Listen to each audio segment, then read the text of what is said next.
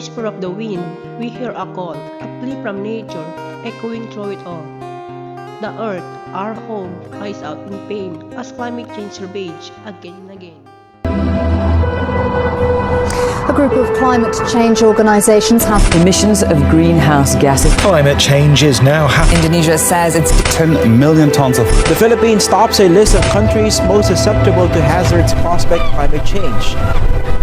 Ito ang dahilan ng pagkakaroon ng mga bagyong gaya ng Super Typhoon Yolanda at Bagyong Umoy.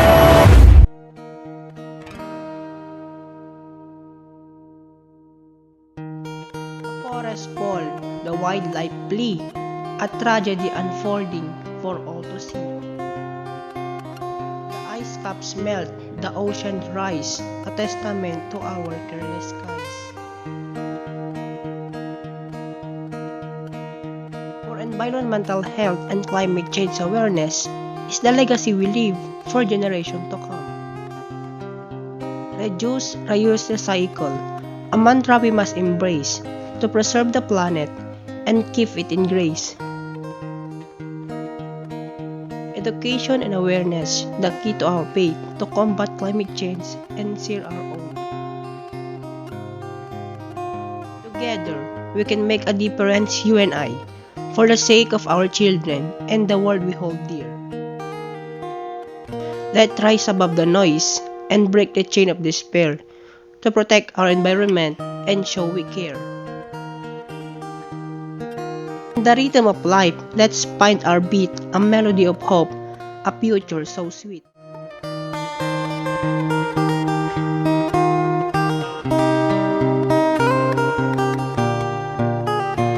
For the earth is our mother, and we are her children.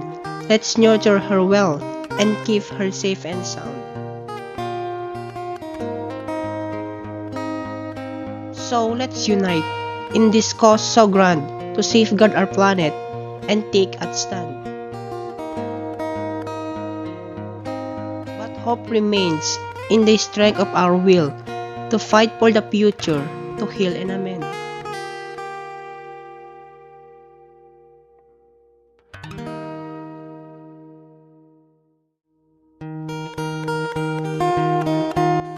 Renewable energy, a beacon of light, a sustainable path to end the fight.